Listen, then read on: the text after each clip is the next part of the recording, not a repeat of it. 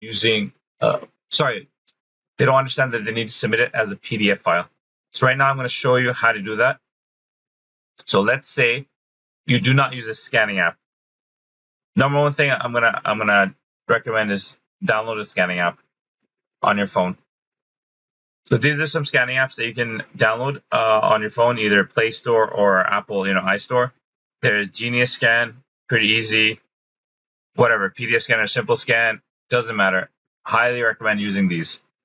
If you're digitally writing, you can save it as a PDF file. If you aren't doing any of those things, or just taking a normal picture, Google convert JPEG to PDF. And I'll click on, to be honest, any of these. I use smallpdf.com. It doesn't really matter. You can use almost any of these. This one works too. JPEG to PDF.com. Click on this website. It's going to ask you to choose a file. Choose your pictures. So if you took pictures using your iPhone or whatever smartphone that you have, choose your file. Let's see here. I'm going to download some pictures. Math. Work. Worksheets. Just work.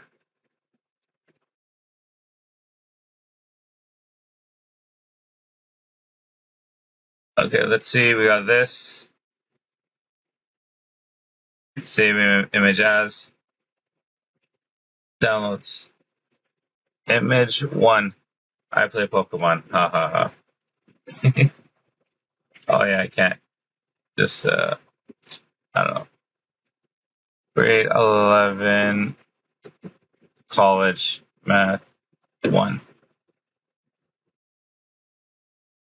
And let's say save image as grade 11, college, math 2. Okay, so let's say I got my images, I got my files now. They're here, college, math 1 and 2. So let's say I got 2 pictures that I took. You select them. These are the 2 pictures. You hit finish. Now it's going to create a PDF.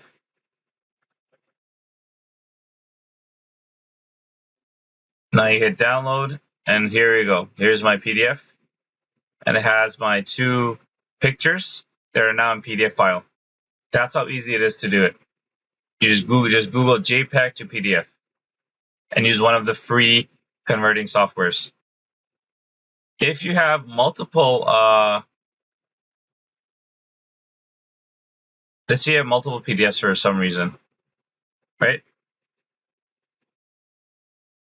Let's see if I have like,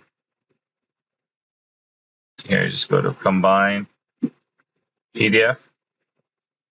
And once again, you can go to here, small PDF, merge PDF, combine. I mean, I wouldn't use Adobe, but this one, PDF combiner. I love PDF. I've used this before too. They're all free services. You just select your PDFs, and they will combine your PDFs together.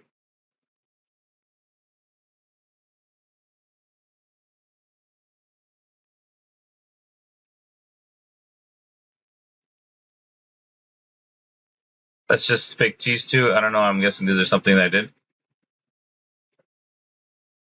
So if these 2 PDFs are here, you hit the merge PDF button, boom, it merges, you download, and now my merged PDF has 9 pages, because obviously I had a few pages in both files, and it combines them all into one big giant PDF.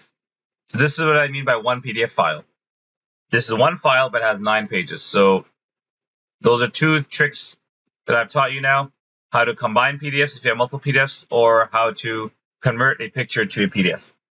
Very important, skills to have in life, because trust me, when you become an adult and you need to submit stuff in university or other things like government files and programs, job things, you need to submit usually in PDFs. So very important skill to have. Any questions? We have which questions do we solve in the assignment? So right now the assignment has not been released. This assignment is just a trial version for you to practice submitting here. So I want everyone to do this. Not right now, but later on today, I want everyone to do this, is to submit this try submitting something. Try submitting a PDF file here. Try, taking pictures of your work. Try doing it. Trial submission literally means to try, try it out. Try submitting work here. This is not marked. This is just for you to make sure that you know how to submit it, so you won't have trouble submitting the test. So I do this on purpose. So when you come tomorrow and students are like, "Oh, Ms. Khan, I was having trouble," I'm like, "Well, did you try the trial submission?"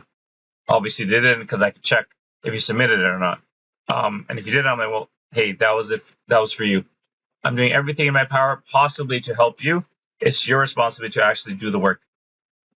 All right, that being said, we can start now on today's lesson, which is statistics. We are not going to do a review together. That's your responsibility. So I got a question from Abigail. She said we do a trial submission question and submit it, and then we do the assignment questions. Yes.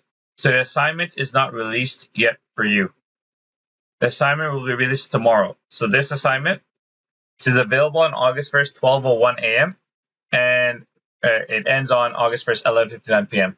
So you will not be able to click on this and see the submission file until tomorrow, or tonight, I guess, at midnight. But this is what you will be doing. This is where you will be doing your test or your assignment under the application section. Okay. All right. Hopefully that answers your question. So let's get started now. Statistics. We're already like 20 minutes in, or 30 minutes in actually. So we may not get done all this. Is fine. It's not a big deal. All right. Today's agenda. Minds on activity, learning goals, types of data, organizing data, population samples, today's work, and questions. So minds on how can graphs be used to mislead? Very important. How statistics can be misleading. Here we have number of students in hundreds, school 1, school 2, school 3. And they look pretty close in height here in this first graph. In the second graph, though, it looks like school 1 is so much smaller than school 3. But in reality, if you look at the numbers, school 1 is like 550, because this is 5. It's in the hundreds. School 2 is like 600, and school 3 is 700. There's really not that big of a difference. But here it looks like school 3 is like double or triple. It's because they purposely just chose a certain snapshot of the graph to look at. So this is how you can be misled using graphs. All right, learning goals. Oh, good question. This is Unit 2, Lesson 1. So this is not going to be on tomorrow's test. I apologize. Unit 1 has been completed. Today's lesson is Unit 2, Lesson 1. All right.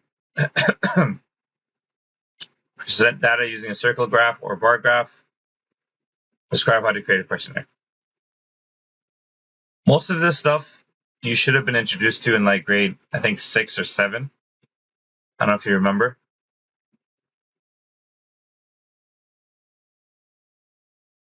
So once again, this is Unit 2, Lesson 1. Unit 2, Lesson 1. All right, describe the differences between discrete and continuous data. Describe the difference between population and sample. Describe different sampling techniques. Types of data. Discrete and continuous. Statistics and data. Stats is collection and analysis of numerical information. It is used to analyze previous data and then used to predict possible future occurrences. There are two types of data, continuous and discrete. What's the difference? Continuous is data that can be assigned any numerical value and ranked based on that value. Common examples of continuous data include height, weight, temperature, time, and length. Okay, so what that means is you can measure your height, and it can be any number. Meaning you can be like 1 meter tall, you can be like 1.01 meters tall, you can be 1.5 meters tall, you can be like 0.97 meters tall. something along those lines. It just can be any number. Same in weight, same in temperature, time, and length. So then what's discrete data? What's the difference? Okay. Discrete data is data that can be counted and only has a certain number of values. Examples of discrete data include the number of people in a class. So the difference here between the previous one is the number of people in a class can only be whole numbers. Can't have half a person. Can't have 31.5 people. We're not gonna cut people in half.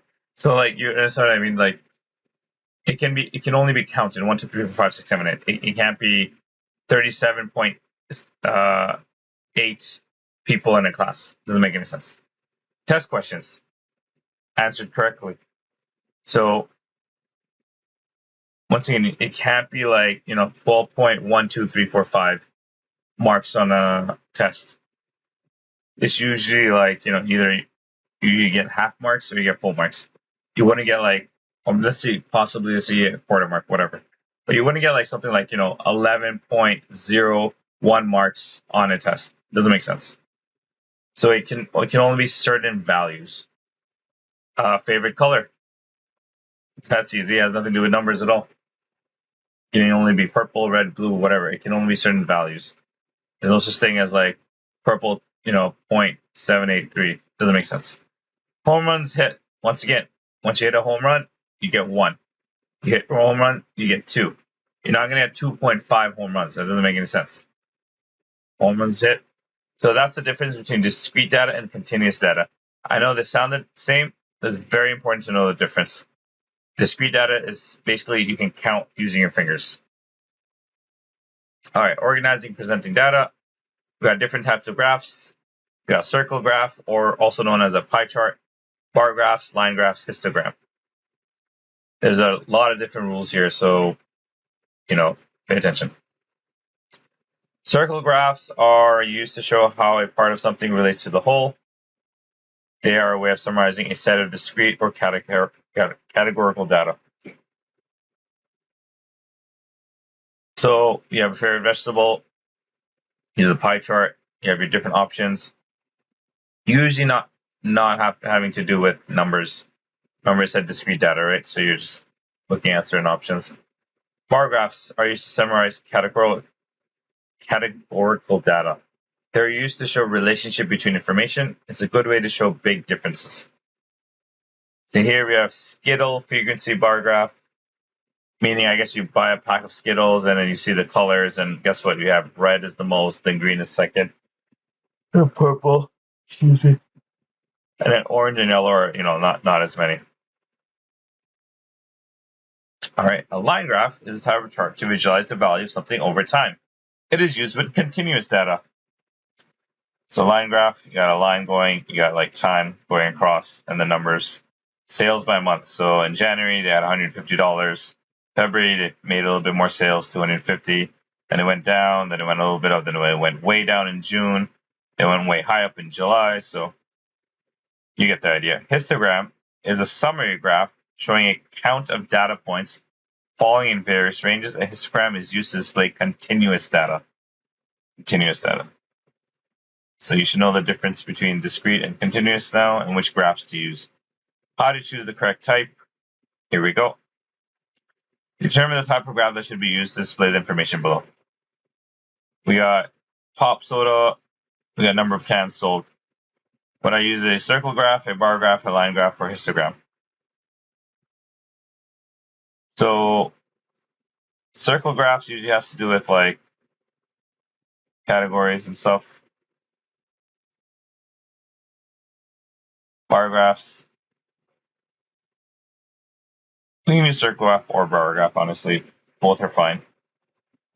Line graph doesn't really make sense here, and histogram doesn't really make sense here. So this is, once again, one of those discrete data. Discrete meaning we're counting the number of cans. Not going to have half a can or a quarter can or something. So automatically, it can't be line or histogram, because those are for continuous data, right? So it has to be discrete, either circle graph or bar graph. What's this? Oh, height. Your heights